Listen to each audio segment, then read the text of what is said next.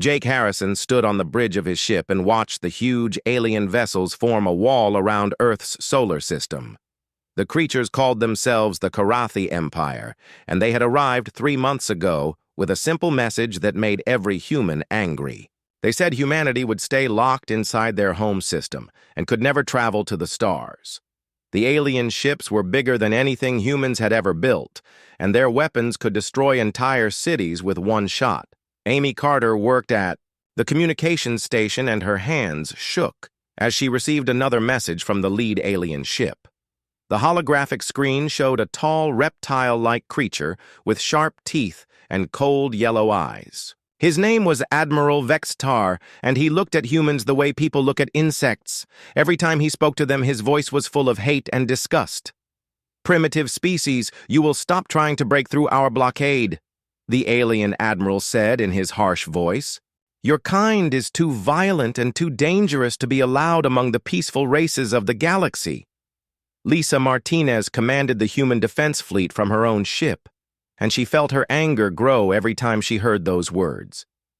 Humanity had just started reaching for the stars and had built small colonies on Mars and Europa. Now these aliens wanted to trap them like animals in a cage. The colonies were growing and humans were learning how to live in space, but the aliens said none of that mattered. "Admiral Vextar," Jake replied, trying to keep his voice calm and peaceful, "humanity asks for safe passage through space. We have no plans to attack any other races in the galaxy." The alien laughed, and the sound was like metal scraping against stone. "Your species' history shows us what you really are. You fight wars against your own people. You use up all your resources without thinking about tomorrow. The Galactic Council has made their decision, and Earth stays locked away from the rest of the galaxy." Elena Rodriguez was the smartest scientist on Jake's ship, and she studied the energy readings from the alien vessels. Something about their technology seemed familiar, but it was far more advanced than anything humans could build.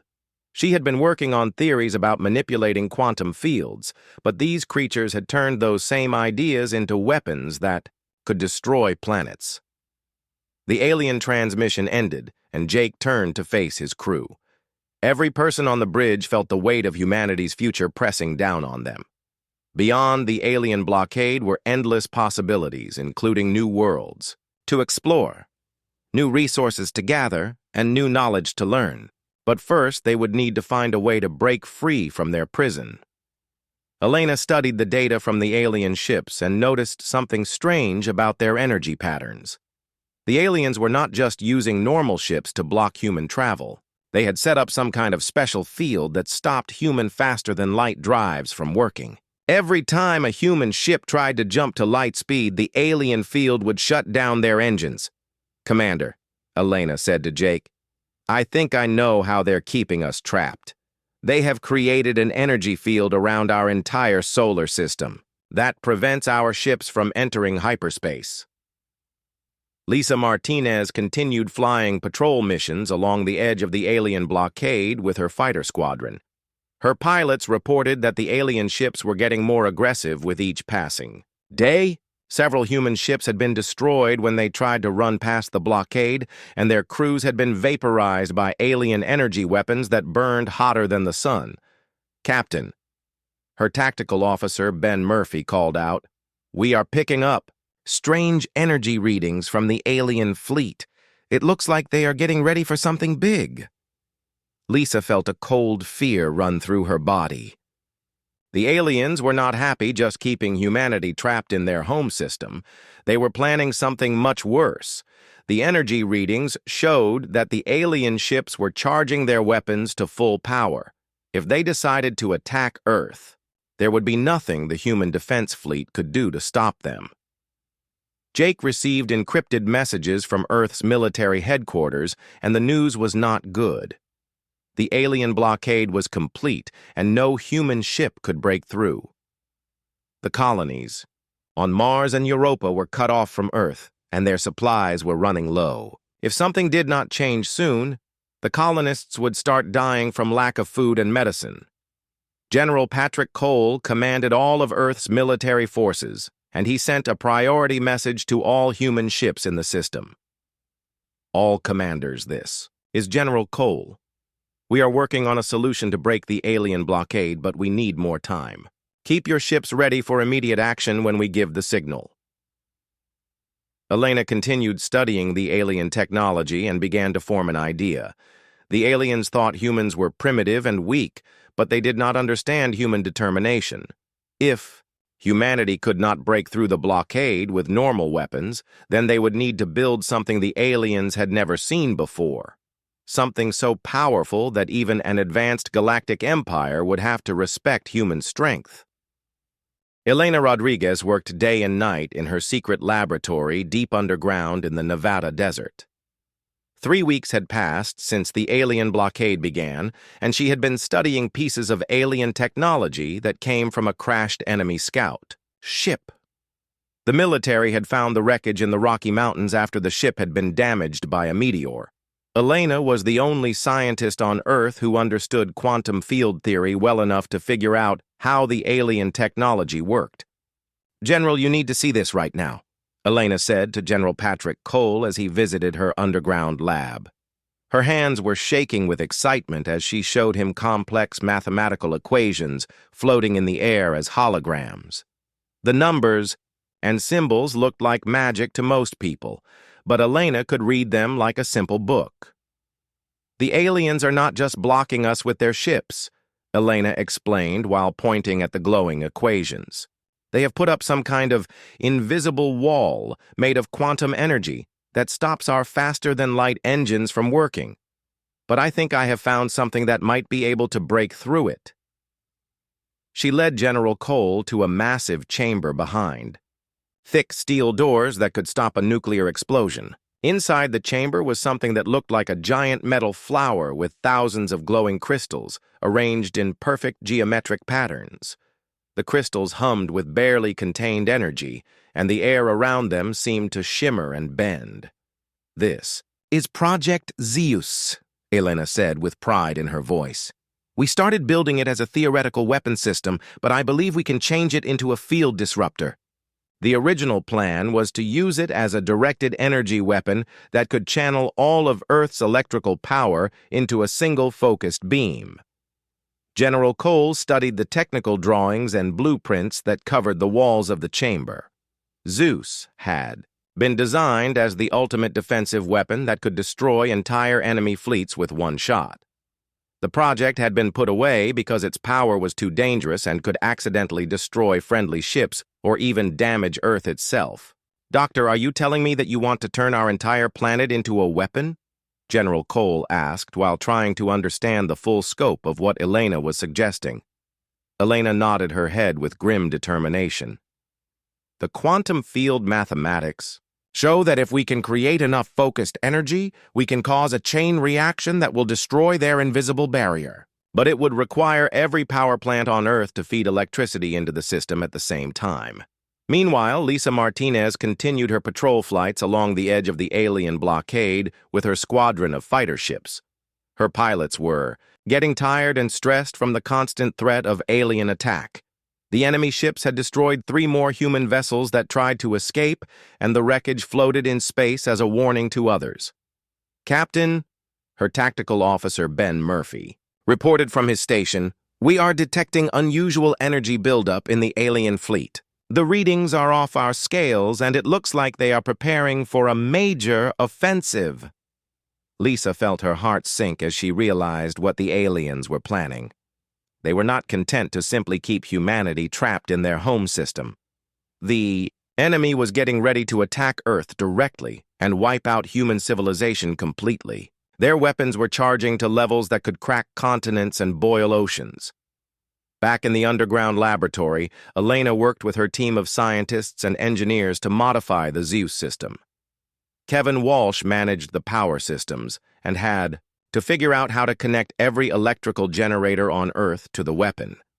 Nicole Adams worked on the targeting computers that would aim the energy beam at exactly the right spot in space. "Status report," Elena called out to her team as technicians made final adjustments to the quantum field generators that would focus Earth's power into a single devastating attack. Power grid integration is at 75%, Kevin reported, while watching screens full of data from power plants around the world. We have successfully connected nuclear reactors, solar farms, wind turbines, and hydroelectric dams from every continent. Targeting systems are being calibrated to lock onto the main frequency of the alien barrier, Nicole added while typing commands into her computer. We should be able to hit the exact center of their quantum field with pinpoint accuracy. Elena knew that ZEUS represented humanity's only hope of breaking free from the alien prison. The weapon system was based on cutting-edge theories about manipulating the basic forces of the universe. By combining quantum field theory with massive amounts of electrical energy, they could create a beam that would punch through space and time itself. Jake Harrison received encrypted messages from Elena's team while he kept his ship positioned safely away from the alien fleet. Jake, you need to move all human ships to a safe distance, Elena warned him through the secret communication channel. When ZEUS fires, the energy discharge will be unlike anything our species has ever created. Admiral Vextar seemed to sense that something had changed in human behavior patterns. His science officers reported strange energy readings coming from the planet below, but they could not understand what the humans were trying to accomplish. The aliens believed that a single world species could never possess enough technology to threaten a galactic empire.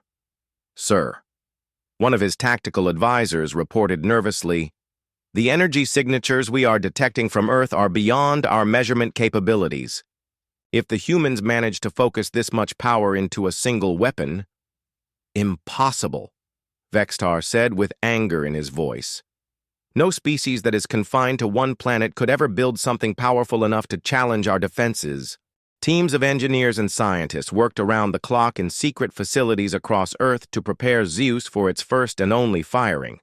Elena Rodriguez coordinated the massive project from the Central Command bunker buried deep beneath the Nevada desert. The bunker had been built to survive nuclear war and was connected to every major power grid on the planet through underground cables that could carry enough electricity to power entire cities. Status report, Elena called out to her team as technicians made final adjustments to the quantum field generators that would focus Earth's electrical output into a single devastating beam. The generators were made from rare metals that had been mined from asteroids and shaped using the most advanced manufacturing techniques that human science could achieve. Power grid integration is at 93%, Kevin Walsh reported from the Energy Management Station, where dozens of screens showed real-time data from power plants around the world. All major nuclear reactors are online and ready to feed their full output into the system. Solar farms in Australia and Africa are at maximum capacity, and wind turbines across North America and Europe are spinning at optimal speed. Targeting systems are locked onto the primary frequency of the alien barrier, Nicole Adams added from the weapons guidance console where she had spent weeks calculating the exact coordinates where ZEUS would need to strike. We have identified the weakest point in their quantum field matrix, and our beam will hit that location with absolute precision. Above ground, the entire world held its breath as news of the alien blockade had spread to every nation on Earth.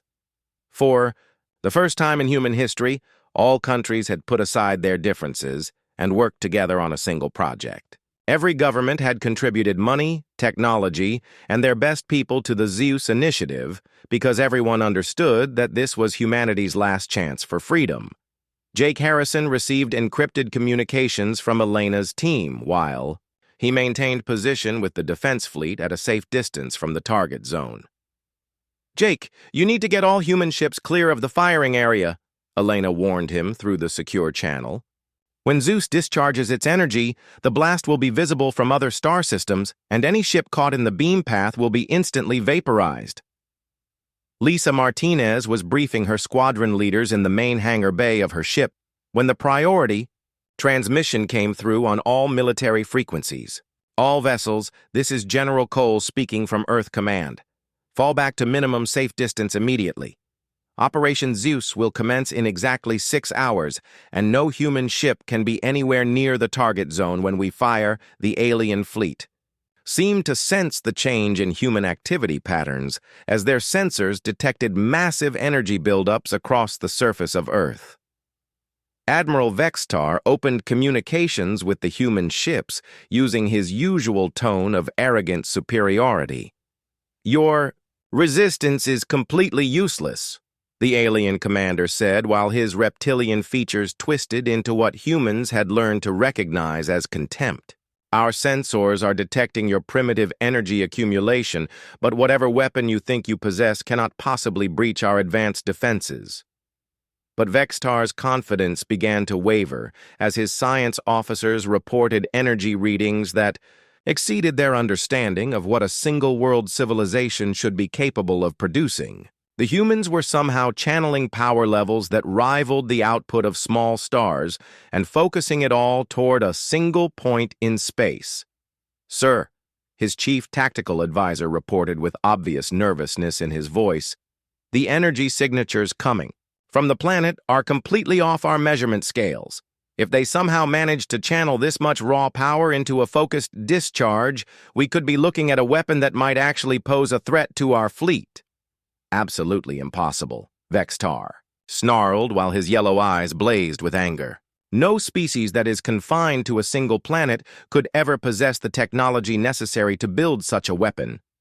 These humans are barely more advanced than animals, and their science is thousands of years behind our own." As the countdown entered its final phase, General Cole stood in the main command bunker with his hand hovering over the authorization key that would begin the firing sequence. Around him, hundreds of technicians monitored every aspect of the ZEUS system, while screens showed power levels climbing toward maximum capacity. The bunker was buried so deep underground that even a direct nuclear strike could not damage the equipment inside. "Dr. Rodriguez, are you absolutely certain that this plan will work?" General Cole asked while watching the massive displays that showed Earth's entire electrical grid feeding power into the weapon system. "If we fire ZEUS and it fails to break through the alien barrier, we will have exhausted our only chance to escape and revealed our capabilities to the enemy." Elena looked at the mathematical equations that had consumed her life for the past month and felt the weight of humanity's future resting on her calculations. "The physics are solid, General. ZEUS will either shatter their quantum field and free us from this prison, or the energy discharge will be so massive that it destroys our own planet in the process."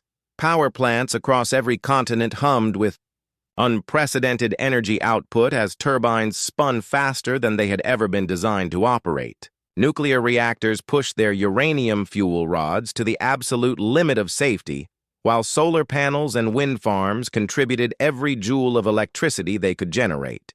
The entire planet was being turned into a single massive battery that would discharge all its power in less than 4 seconds. "All systems are showing green lights," Elena announced across all communication channels as the final countdown began. "ZEUS is armed and ready for activation.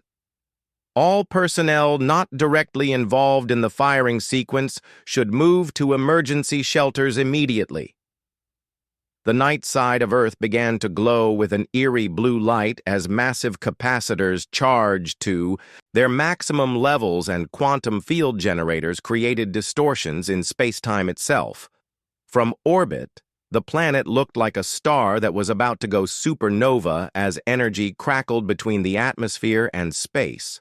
Elena Rodriguez stood at the central control console in the underground command bunker and began the final countdown that would either free humanity or destroy them completely. "ZEUS activation in 60 seconds, she announced across all communication channels while her hands moved over the controls that would unleash the most powerful weapon ever created by human science. Every human ship in the solar system had withdrawn to the designated safe zone that was calculated to be far enough away to survive the massive energy discharge. The alien blockade maintained their positions around Earth because Admiral Vextar was confident that no primitive species could threaten his advanced fleet with their crude technology. Power plants across Earth hummed with energy levels that pushed every system beyond its normal operating limits. Nuclear reactors ran at 110% capacity, while their cooling systems worked desperately to prevent meltdowns. Solar farms tilted their panels to catch every photon of sunlight, while wind turbines spun so fast their blades became invisible blurs. Hydroelectric dams released massive amounts of water through their generators, and geothermal plants tapped directly into the planet's molten core. 40 seconds to activation. Elena counted down while watching screens that showed power levels, climbing toward the theoretical maximum that Earth's electrical grid could handle. All systems are showing optimal performance. Energy accumulation is at maximum capacity. Admiral Vex-Tar watched the energy readings from his command ship with growing alarm that he tried to hide from his crew. What are these primitive creatures attempting to accomplish? He muttered to his science officers who were frantically trying to understand the impossible power levels they were detecting. No single-world civilization should possess this level of energy generation capability. 20 seconds to firing, Elena announced, while her heart pounded with excitement and terror. All personnel must be in emergency positions immediately. Final safety checks are complete and ZEUS is armed and ready. Jake Harrison gripped his command chair aboard the Liberty as the ship's sensors registered energy levels that seemed to defy the laws of physics. Every instrument on the bridge was flashing warning lights as the massive power buildup created electromagnetic interference that affected equipment throughout the solar system. All ships maintain maximum emergency shields and brace for unknown effects, he ordered his fleet. 10 seconds to activation, Elena called out, while looking one final time at the quantum field equations that had consumed every moment of her life for the past month. Everything depended on her theoretical calculations being correct, and if she had made even a small mistake, the consequences could destroy Earth itself. ZEUS weapon system is fully charged, and targeting computers have locked onto the center of the alien barrier. Lisa Martinez watched from her fighter ship as Earth began to glow with an otherworldly light that was visible even through her heavily tinted viewports. The planet looked like a star that was about to explode as energy crackled through the atmosphere and created aurora displays at both poles. All pilots prepare for massive electromagnetic pulse, she warned her squadron.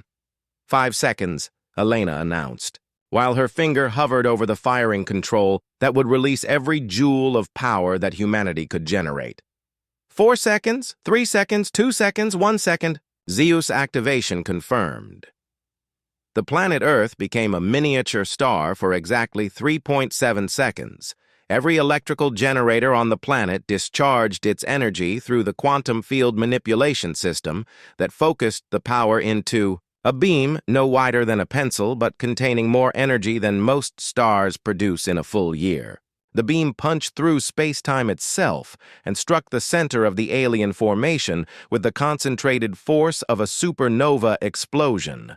The effect on the Karathi fleet was immediate and catastrophic beyond anything that Admiral Vex-Tar could have imagined. Their subspace field generators that had maintained the barrier around Earth overloaded in a cascading chain reaction that spread from ship to ship faster than light itself. Vessels that had survived battles against entire galactic civilizations simply ceased to exist as the quantum disruption field tore apart the atomic bonds that held their hulls together. Admiral Vex-Tar had just enough time to send a single transmission before his massive flagship began to disintegrate around him. "This is impossible," he screamed into his communicator while his bridge exploded in showers of sparks and his crew was vaporized by the uncontrolled energy release. "No species has ever wielded such power." The quantum disruption spread outward, from the point of impact like ripples in a pond, but these ripples traveled through dimensions that existed beyond normal space and time. The energy wave created distortions in subspace that would be detectable by advanced civilizations that were thousands of light years away from Earth. For the first time in recorded galactic history, a pre-spaceflight species had shattered a class. 7 containment field through nothing but determination and engineering brilliance. Hundreds of alien warships that had seemed invincible just moments before were reduced to glowing plasma clouds that drifted harmlessly through space. The subspace barrier that had prevented human faster-than-light travel flickered and died like a candle flame in a hurricane. The invisible cage that had trapped humanity was completely destroyed. In the aftermath of the ZEUS activation, every power grid on Earth went completely dark, as the massive energy discharge had temporarily overloaded every electrical system on the planet. Backup generators and emergency power supplies began coming online one by one, as engineers worked to restore normal operations. The weapon system itself had been completely destroyed by the enormous forces it had channeled and could never be used again. Elena collapsed into her chair as the firing sequence completed and the underground bunker switched to emergency lighting. "General Cole," she said into her communicator while trying to catch her breath, "ZEUS has fired successfully and the alien fleet has been completely neutralized. The barrier around our solar system no longer exists." Jake Harrison was the first to confirm that the blockade had been broken when his ship's navigation systems showed that faster-than-light travel was once again possible. "All ships, this is Liberty Actual," he transmitted to the scattered human fleet. "The alien blockade is completely destroyed. Repeat, the blockade is down and we are free to travel to the stars." Space around Earth fell completely silent after the ZEUS weapon finished its devastating work against the alien blockade. Where hundreds of massive Karathi warships had formed an impenetrable barrier just minutes before, only twisted metal debris and glowing plasma clouds remained floating in the darkness. The subspace field that had prevented human faster-than-light travel for 3 months had been completely destroyed by the quantum energy discharge. "All ships, this is Jake Harrison aboard the Liberty," the commander transmitted to the scattered human fleet that had watched the incredible battle from their safe positions. "The alien blockade has been completely eliminated. Repeat, the blockade is down and destroyed." Lisa Martinez was the first pilot brave enough to test their newfound freedom by ordering her navigation officer to plot a course toward the edge of the solar system. "Navigation, prepare for faster than light. Jump!" she commanded, while her heart pounded with excitement. "Let's find out if we can actually leave our home system for the first time in months." Her ship's hyperspace drive activated without any of the interference that had plagued human vessels. Since the aliens arrived, the familiar humming sound of the FTL engines filled the bridge as energy began building toward jump capacity. "Captain," her navigation officer reported with barely controlled joy in his voice, "all hyperspace systems are fully operational and we can travel anywhere in the galaxy." Back on Earth, Elena Rodriguez sat in her damaged laboratory while emergency crews worked to restore power to the underground facility. Every electrical grid on the planet had been temporarily overloaded by the massive energy discharge, but backup systems were slowly bringing critical infrastructure back online. "General Cole," she said into her emergency communicator, "ZEUS fired, successfully and completely neutralized the enemy fleet. We are finally free." But their celebration of victory was interrupted when long-range sensors began detecting new contacts approaching from the outer edges of the solar system. The energy signature of the ZEUS weapon had been so massive that it created subspace ripples detectable from civilizations halfway across the galaxy. The quantum disruption had announced to every advanced species that something unprecedented had happened in the previously unknown Sol system. Multiple ships incoming from different vectors, Amy Carter reported from her sensor station aboard the Liberty while trying to identify the various vessel types approaching their position. "These are definitely not Karathi designs. The ships appear to represent several different species, and they're all heading directly toward Earth." The first vessel to arrive bore the distinctive markings of the Galactic Council, but it approached with obvious caution rather than the hostility that humans had learned to expect from alien contact. A new voice spoke over the communication systems, and this one was speaking perfect English with what sounded almost like curiosity rather than contempt. Human vessels. This is Council Mediator Zethara of the Peaceful Contact Division, the alien, announced, while her ship maintained a respectful distance from the human fleet. We detected the massive energy discharge from your system and have come to investigate what happened here. If appropriate, we are also prepared to welcome a new species. To the galactic community, Elena realized immediately what this meant for humanity's future. General, she said to Patrick Cole, while studying the new sensor readings, these aliens are not here to attack us or put up another blockade. They came because we proved that we cannot be contained by force. Jake Harrison found himself in the unprecedented position of representing all of humanity to representatives of galactic civilization. Council Mediator, this is Commander Jake Harrison of the Earth Defense Force, he replied while trying to keep his voice calm and diplomatic. We destroyed the Karathi blockade in self-defense after they illegally imprisoned our species in our home system. We seek peaceful contact and trade relationships with all civilized races. Commander Harrison, the alien mediator replied, with what actually sounded like amusement in her voice. The Karathi Empire acted completely without counsel approval when they established a blockade around your system. Your response to their illegal actions has clarified certain misconceptions that the galaxy had about human technological capabilities. More ships continued to arrive from different directions as word of the ZEUS weapon spread through subspace, communication networks that connected every major civilization. Elena watched the sensor readings with amazement as vessels representing dozens of different species took positions around Earth. Some were clearly military ships, but others appeared to be scientific research vessels or diplomatic transports. Dr. Rodriguez, General Cole, asked, while watching the growing fleet of alien ships, "What exactly did we accomplish when we fired ZEUS? Why are all these different species suddenly interested in making contact with humanity?" Elena pulled up the quantum field equations that had made the weapon possible and pointed to specific mathematical relationships that most people could not understand. "General, we didn't just break through their blockade," she explained with excitement building in her voice. "We demonstrated mastery of quantum field manipulation that most species don't achieve until they've been spacefaring for thousands of years. We turned our entire planet into a directed energy weapon. Lisa Martinez received new orders to maintain defensive positions around Earth, while the diplomatic contact proceeded. Her fighter squadron had been reinforced by ships from across the human fleet, but they were vastly outnumbered by the alien vessels. However, the aliens showed no signs of aggressive intent and seemed more interested in peaceful communication than conquest." Captain Ben Murphy reported from his tactical station while monitoring the alien fleet movements. "None of the ships are charging weapons or taking offensive positions. They appear to be maintaining standard diplomatic formations and are actually keeping their distance to avoid appearing threatening."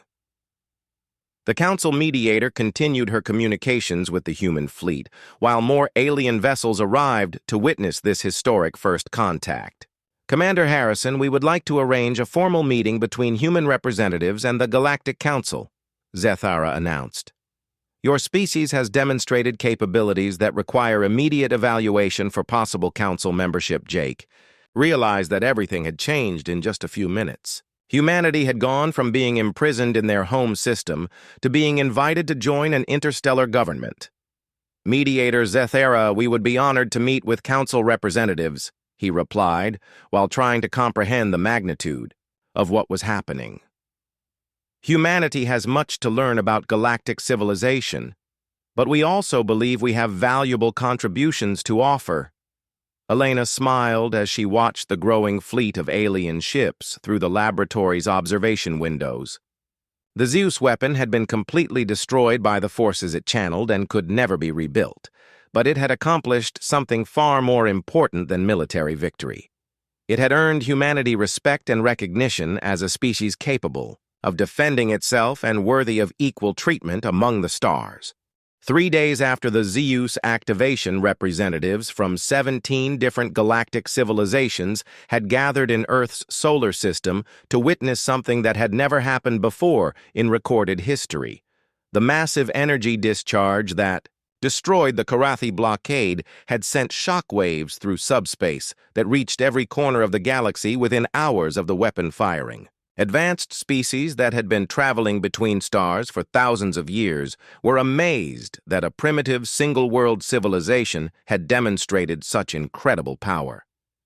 The emergency meeting took place aboard the largest council ship, which was a massive vessel that could have held the entire human fleet inside its cargo bays. Jake Harrison, Elena Rodriguez, and General Patrick Cole represented humanity, while Lisa Martinez maintained security with the rebuilt Earth Defense Forces. The meeting chamber was filled with beings from across known space, including tall, crystalline creatures, gaseous entities that floated in special containers, and various humanoid species with different skin colors and body types. Mediator. Zethara was a graceful being with features that looked like they were carved from living crystal, and she addressed the assembly with obvious excitement in her musical voice. The species known as humans has demonstrated technological capabilities that require immediate council recognition and possible membership, she announced, while holographic displays showed the energy readings from the ZEUS weapon. No pre-space flight. Civilization has ever successfully broken through a Class 7 containment field. Counselor Thexmun of the warrior Valdari race stood up from his seat, and his massive frame towered over most of the other delegates. His species looked like bipedal tigers with golden fur and sharp claws that could cut through steel. "This is completely impossible," he declared, while pointing at the human representatives with one clawed finger. "Our historical records show that these humans have barely managed to reach their own natural satellite. How could such a primitive species possess weapons that rival stellar engineering?" Elena Rodriguez activated her portable holographic projector and stood to address the assembly of alien representatives. "Counselors," she began, while trying to keep her voice steady despite the magnitude of the moment. "Humanity may be confined to one star system, but we have learned to harness the power of our entire world. Our civilization is built on the fundamental principle that knowledge and determination can overcome any obstacle regardless of how impossible it might seem."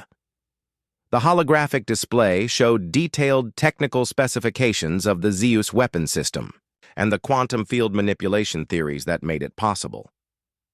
"We combined theoretical physics of subspace disruption with the combined electrical output of every power generation facility on our planet," Elena explained, while the alien delegates studied the complex mathematical equations.